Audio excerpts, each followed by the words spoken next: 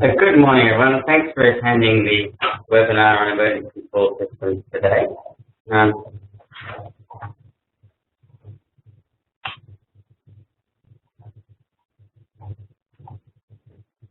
so we'll just run through firstly a little bit about LifeTec, and then we can get into the content on emergency call systems.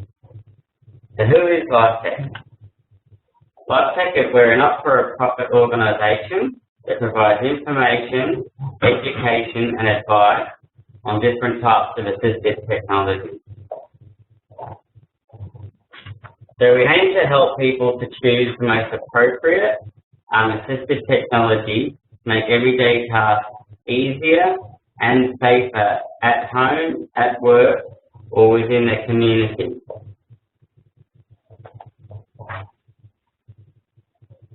So we know assistive technology here at LifeTec. We help people choose devices or systems or designs that allow individuals to perform a task that they would otherwise be unable to do.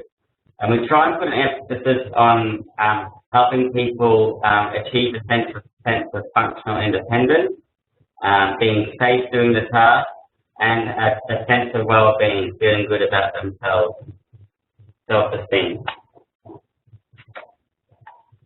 So basically, with the technology, we help people to do things they love or would like to do, but would otherwise be unable to without the technology. So we have a physiotherapist working with us in our office, and they can give us advice on different types of standing trains, like this little girl's using here to complete the activity of work at school. We can help people to choose different types of wheelchairs or aids that help them compete by getting into different sports. We can also help people just engage in the community. So attending a community group is good for a person to be able to keep them social ties and talk to each other about maybe difficulties they're having and sharing their lived experiences and maybe some solutions to problems they're having. So here we had a lady who wanted to use a wheelchair or go to the beach, but couldn't access the beach. So one of our therapists found a wheelchair which you can use to get down there. So this lady's enjoying the walk along the beach, which otherwise she might have been unable to achieve. So we do go into people's work, and we can assess workstations and set up people's computers with different types of mice, keyboard options, screen options. We can give advice on height adjustable desks and different types of office seating. But we can also look at the access around the office and give advice in that aspect. Also, we can look at the lunchroom, make sure people can make their own lunches while they're at work and everything is accessible to them. So here we see two young gentlemen using a speech generating device. We have a speech therapist working for us who we can consult in regards to choosing the right communication device for the person or an application that's put onto a tablet computer or a desktop computer for them to use. We also can give advice on different transfer methods into cars, whether that be for a person or a wheelie walker or a wheelchair. We can also give advice on different funding options which are available to help people pay for these costly modifications to vehicles. And as well as physical dysfunction, we can give advice on cognitive dysfunction or cognitive issues people are having, such as dementia. Here we see a person using a phone with photos on it, so they know who they're calling if they press the face, or they know who's calling, then it will jog their memory. So sometimes simple ideas are the best, and we can see that the lady's quite happy here because she can put her own socks on, where otherwise she might have had to wait around all morning for her carer to arrive. So we're the leaders at the forefront of assistive technology, and we do this through constant education. We do research, such as the research we're running at the moment into the benefits of telehealth. And we form partnerships with community organisations such as health organisations or community organisations, making sure everybody is as up to date as possible for the things that are out there to keep people independent. So as I said, we're all health professionals here. We have occupational therapists, physiotherapists, speech pathologists, and a great bunch of client service officers and marketing as well. So our health professionals enable solutions. We have an interactive display centre here at LifeTec. We have an inquiries line, which I will give you a number on for later on in the presentation, which you can call and speak to a health professional about the issue you're having. We do outreach all over Queensland and education, such as this webinar or workshops we run throughout the year. So we have over 1,500 items on display, which people can come in and trial, and over 14,000 items on a database. That product database is part of the Independent Living Centre Australia website, which is Australia-wide, constantly growing. The good thing about LifeTec here is we don't sell anything, so any information or advice we give about technology is always from an unbiased point of view. So if someone comes in and wants a piece of equipment, we try and get them the cheapest and most cost-effective option first, and if they can make or get that option for free, then that's all good play. So we provide free advisory services from Monday to Saturday, 8:30 till 4:30 during the week, and 9 till 2 on a Saturday. We have a telephone inquiry line, as I mentioned earlier, which is 1300 885 886, and we have a display centre in Townsville and Brisbane. If you can't make it into our display centres, we can do something similar now by either a WebEx or Skype connection, where we can display items to your clients or your friends. It's a lot easier to see something being used and just see a picture of it. So we provide free advice to the community at expos and events. Just recently we've been doing a few senior expos and high school leavers from the special schools. We do it to individual carers and their families. We talk to community groups, such as support groups like arthritis support group or Parkinson's disease support group, and we go to health service organisations. So we give free community presentations on an array of great gadgets, maybe some gadgets which are more specified towards low vision, mobility, falls prevention, and many more. So we do outreach trips all over Queensland, and you can check our website to see when we're next coming out to you. So on our outreach trips, it's pretty much the same thing like we do every day here. We do presentations and talks, we do advisory consultations, and we can go into people's homes to show them the technology. Now, we know people cannot make it into presentations sometimes, so going into their home is a great way for us to see if there's any other things they might benefit from. So the best bit about our service, our advisory service, is free. We do some private assessment for money and prescription. This is equipment, prescriptions, funding submissions, home visit assessments, falls assessments, EVA assessments, and some of our education and training, which is a little bit for higher end. Anything we really need to write a report for. So as I said, we do workshops and product updates. We do skills updates such as hoisting, webinars on an array of topics which are advertised on our website, but we can do customised education packages for your organisation. such as how to list things correctly, and so forth. So our website is very helpful. It contains our quarterly review to let you know what we're all been up to. You can get fact sheets which list different types of conditions and equipment which might benefit it. Another fact sheet we have on there, which is very popular at the moment, is on funding options. You can do a free product search to see what kind of product may help you or your clients. You can see our outreach schedule when we're going around different places around Queensland. And also you can view our education calendar and book into some things you might think will benefit you or your organisation. There's the website, www.lifetec.org.au, and it's brand new, so you can go and have a look at it and have a bit of a look around. The door is always open, and in Brisbane we're in Newmarket, and in Towns we're in the main centre.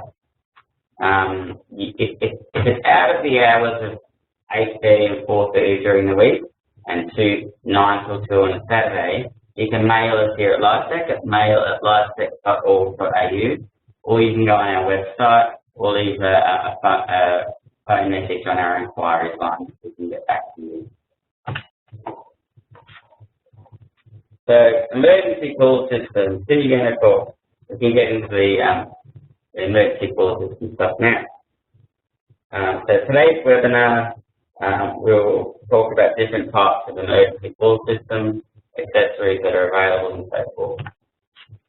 The objective of today is to learn what the difference is between different emergency call systems, learn when an emergency call system may be useful, know what accessories are available, know the benefits and contraindications for different emergency call systems, and know who to ask for help.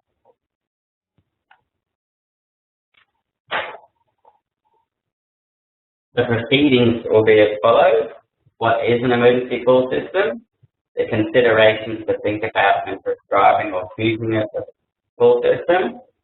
What type of different activation methods are available? Some accessories. The different types of the emergency call system. And then questions at the end. You can send me an email if you do have questions if this webinar is being recorded. So what is an emergency call system? An emergency call system is a means of summoning timely assistance when needed. Systems may be telephone or non-telephone based, with a range of options available to suit individual needs. If somebody is living alone or at home for long periods during the day, an emergency call system may help allow themselves and loved ones more confidence that they will be looked after in the event that they have a fall or become unwell. Emergency call systems come in a variety of models and types, and I hope this presentation will give you an idea of what to consider when choosing the right system for you or a client. Emergency call systems may also be used to alert carers of people wandering or getting out of bed, and we'll discuss further on in the presentation. Can also alert people if someone is having a seizure.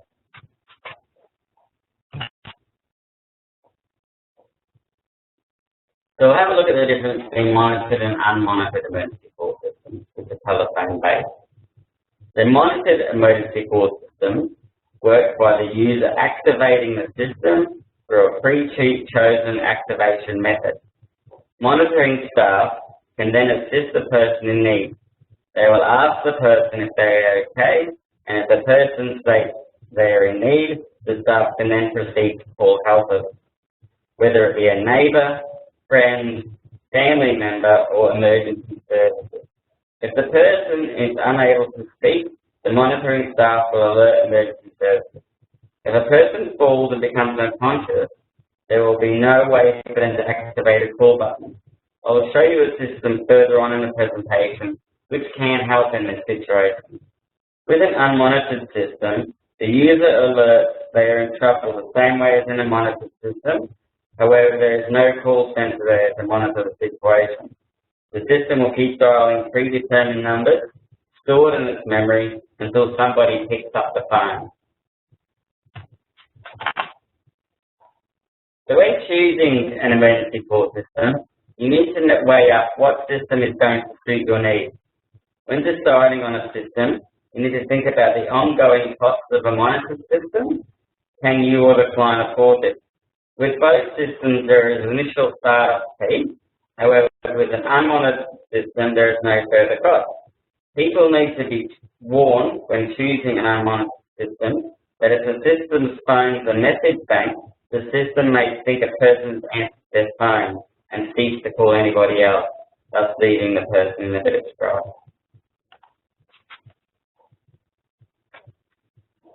So with non-telephone based systems, the devices are designed to alert neighbours or carers within close range that assistance is required.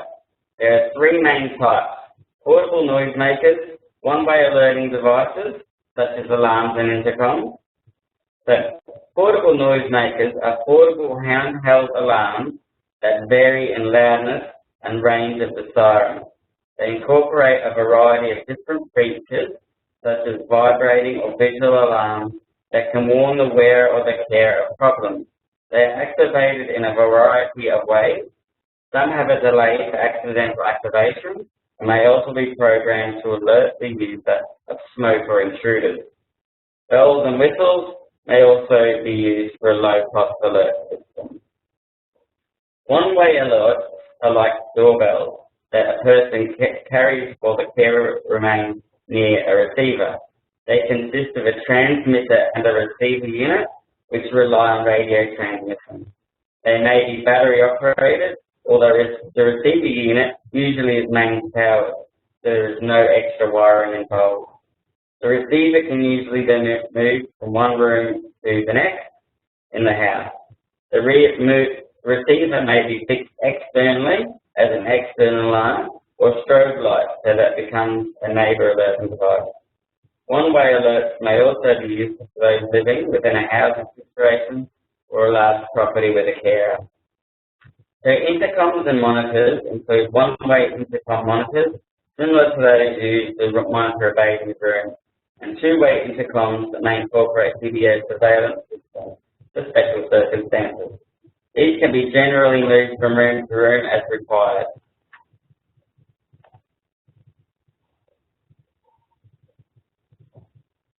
There's some considerations that might need to be thought about when choosing a system are the motor skills of the user. Can the user activate the button? The cognition, will the person remember to push the button in the event of emergency? Are they prone to panicking and not wanting to press the button at all? Are the contacts that are chosen to be called readily available? Is the person accepting the technology? Does the person think they need to use one? And how large is the user's property? Can the activation method make it to the phone or the carer without dropping out? So some different activation methods include what most people know, the pendant type, which hangs around a person's neck and they push the button for help. You can get them put on wristwatches. Some people may prefer to wear a wristwatch and have something hanging around their neck. You can get voice activation methods where you just need to summon for help. There's a sit-puff method where a person will blow or suck into a straw-type mechanism, which will alert the system that something's wrong. There's a body tilt system, so if a person is in a leaning position for a certain amount of time, it will set off the alarm. You can get different switch adapted machine systems where different types of switches can be used to activate the call system. You can also get a brooch version. This one here has got a little thing which you can clip onto your lapel or dress.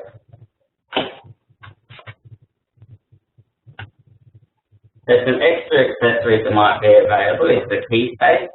The key safe can be screwed to the front of a person's home or padlocked on with a combination which opens it, which has a front door key within it. This enables people to get into the home to help the person who is in trouble. People can wear fall sensors, similar to this one here. So this fits on a belt, and it senses if someone's had a fall. This is good if someone has a fall and is to hit their head and become unconscious, they can't press the button. So that senses a fall and activates the fall system. You can get smoke alarms. So smoke alarms which will activate through the fall system. And also flood detectors. So if a person's at home and they're prone to leaving taps on, these can be placed around the sink area to alert the pool system that the water has been turned on or left on. You can get long distance alarms, which we'll speak about soon, and also epilepsy alarms. So something similar to this one, which will sit under a person's mattress. It will sense vibrations and then call through the system that something's happening, someone's having a seizure. You can set that for between, say, 4 and 10 seconds. So if a person moves, that's okay, but if there's a constant shake for a predetermined length of time, then the emergency call system will go off. So most 3 or 4 sockets need to be installed when installing an emergency call system. This will override any other calls being made at the time of the emergency. Usually the installer of the system will do this for you. However, it's worth asking the supplier when they're installing it whether they do this or not. There's some possible situations that you might need a call system is if you have stairs. Some people might be prone to falling downstairs, or as we see this lady, she's fallen over on the carpet, which may have been loose. They might be a loose rug. Some people may be prone to falling out of bed or while they're getting dressed. Some people may have fallen while in the shower. You can also fall in the garden. This person has, or when you're out in the community and your distress may be lost with a bit of dementia, you need to call for help. So we'll look at the telephone-based system. We'll look at the unmonitored system first. So the SOS is a combined telephone and non-monitored emergency call system that replaces the user's ordinary telephone. To obtain assistance in an emergency, the system will dial direct up to 3 numbers. Up to 3 tenders for 3 storm or window opening sensors can operate off the unit. This phone is available for purchase only. The cost is about $195. The SOS can record and play a message for 3 numbers if the person is unable to speak.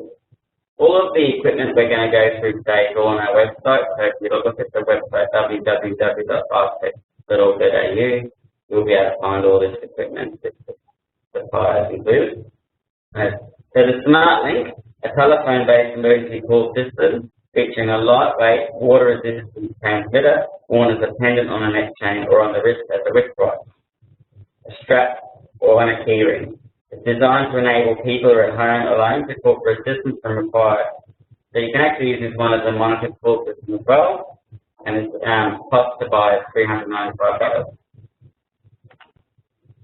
So the HP4, the blue phone, is a telephone-based emergency call system.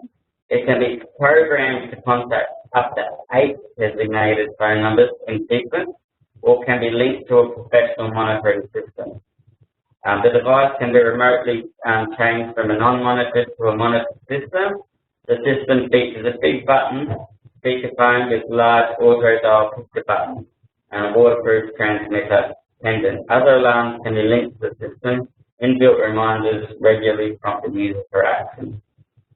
So the Easy Chat, so the HP4 sells about $375. The Easy Chat is a non-monitored emergency call system which operates via a landline telephone connection.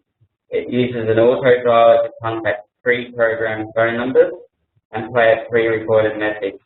The system includes a large button-border telephone featuring 2-way hands-free talkback and an amplified handset. It is compatible with most hearing aids. As you can see, that's got quite a small button on it, the little red button on the pendant there. you can get little covers which go over, I'm not sure where you can see that, which go over the system, which enable greater surface area to be touching the button.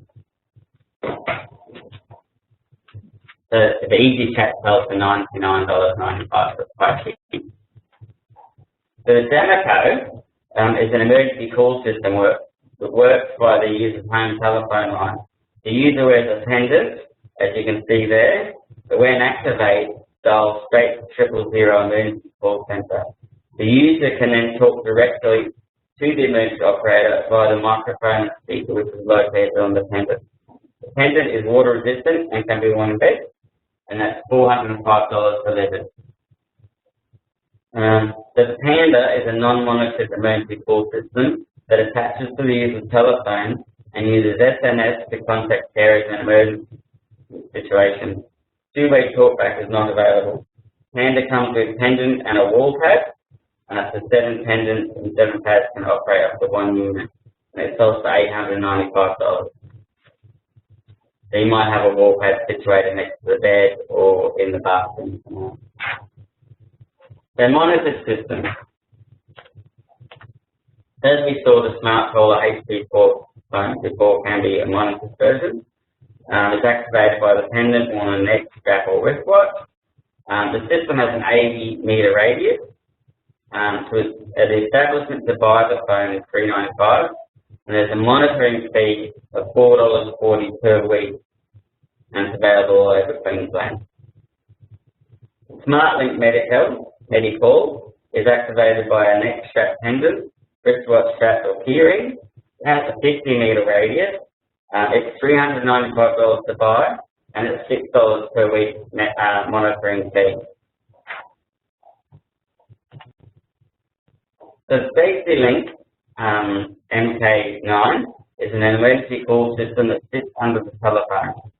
A red alarm button can be located on the telephone or worn as a waterproof neck pendant or in a wristband. Or monitored 24 hours a day as the rest. An open line two-way communication is activated as soon as the alarm is triggered. The transmitter alarm button can also be used to answer a phone call and hang up, i.e. hands-free. It's $297 plus $144 installation fee and $16.50 monthly monitoring fee.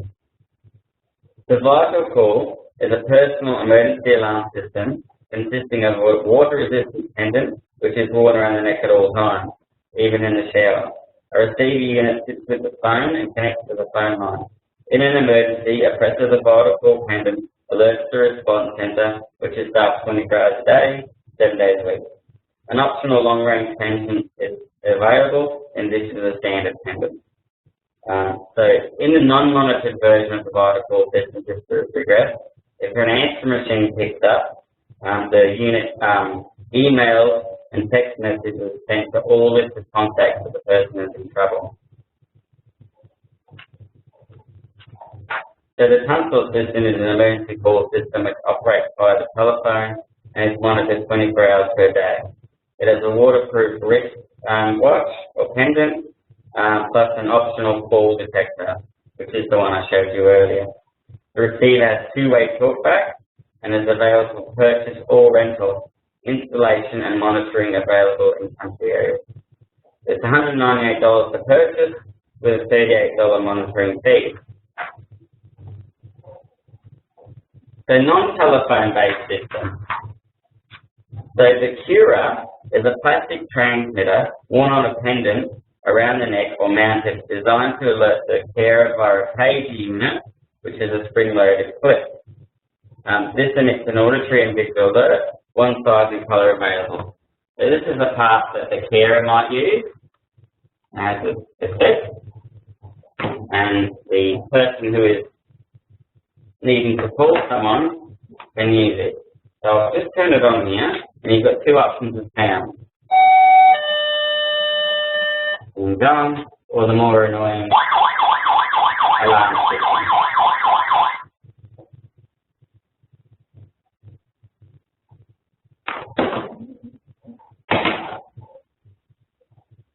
So the buzzer box available from Technical Solutions is a small box with a buzzer in it. It's used to attract attention, or it can be used actually to test switches. The buzzer box has a socket that accepts any switch with a 3.5mm plug. Pressing the switch will activate the buzzer. It's operated by a 9-volt battery and also sells for $85. So the HPM, a plug-in wireless doorbell consisting of a fixed receiver and waterproof remote transmitter bell press. The receiver unit is mains powered and the transmitter is battery powered. Various models are available from hardware shops. This is basically doorbells. The Find Me watch from Telstra. The watch is also a mobile phone, panic alert, and GPS locator. It can be programmed allowing up to 10 medication alerts to remind people to take their medicine. It features dual directional voice communication, allowing wearers to speak directly to trained operators. It can be self-monitored or monitored by the Council's 24-hour response centre. It can be used anywhere there is mobile phone coverage. It is water resistant. The lithium-ion battery has a normal life of 24 hours before needing charging. There's a red panic button on the side of the watch.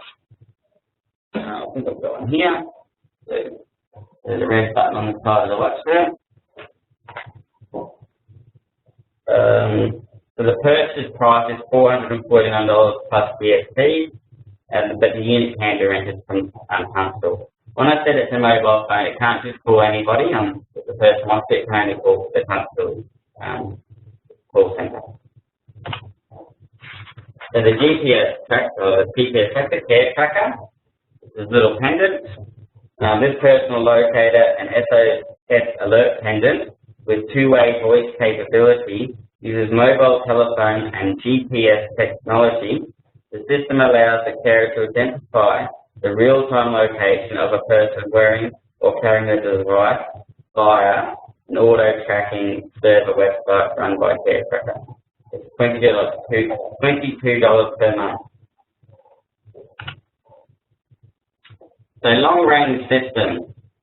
An emergency call system with up to 8-kilometre coverage is the visual aid emergency call system for extended area. So all units are custom made. The carer alarm unit can use a variety of indicators from vibration, audible sound, and flashing lights. The unit is useful on farms and large stores where employees need to be contacted. For prices, you'll need to contact DCT and Associates, and their phone number is 0883371414. So sometimes stand-up mats or mat may be useful if the person is in danger of wandering.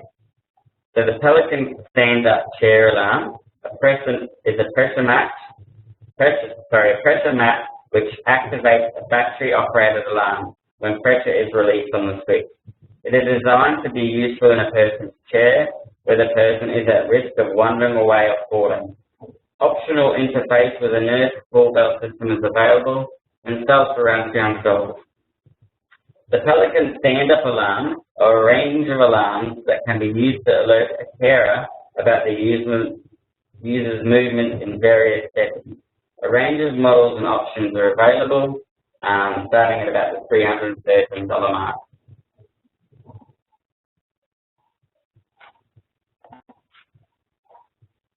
So there's a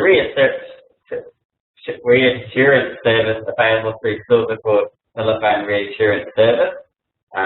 So trained volunteers make regular telephone calls at set times for people in the community who need support. The security calls are daily, and if the client does not answer, a security process is activated using the client's own contact, or finally the police to check on the safety and well-being of the patient. This service helps clients to remain in their own homes. Friendship calls are less frequent but can also be made and provide the clients with a much needed link to the outside world. Sometimes it's nice just to have a chat with everyone. So I'll just go through the NBN alert you need to think about when installing a system. So the planned national broadband network, if builders propose, will replace the existing fixed-line copper telecommunications network. Telephone-based emergency call systems supplied by companies who are members of the Personal Emergency Response Service Australia, or PERSA, are expected to work correctly when connected to the NBN. Please be aware that battery backup time on the NBN will only work for a few hours during a power failure. Please ensure that your NBN customer equipment is set up correctly to work with your emergency call system, and that the retail service provider that you have selected to provide your broadband can support that setup. If the NBN is rolling out in your area, call your emergency call system supplier before you sign any contract for the NBN service, so they can assist you to select the retail service provider that is likely to support the continued operation of your emergency call system over the NBN. So we have an emergency call system here at LifeTec, both in Brisbane and Townsville, which can be used and is set up through a call centre. If you can't come into LifeTec, as I said, you can access us via Skype or the WebEx method we're using now, and we can show you how it works over the computer. So here we see one of our young therapists using the pendant version on the left and the wristwatch version on the right. There's some funding options that might be available. DVA do fund emergency call systems. The United Community Care offer a discounted rate of $15 a month. And if a health professional refers you, there can be a discount as well, but this varies from system to system. So as it's being recorded, please send me some questions via email. My email is michaelsharp@lifetec.org.au. My phone number is 47595612. You can also ring the office on 47595600, or again, out of hours, you can email info@lifetec.org.au, and a therapist will get back to you as soon as possible. So thank you for listening to my presentation. Any questions, please do ask, and enjoy the rest of your day.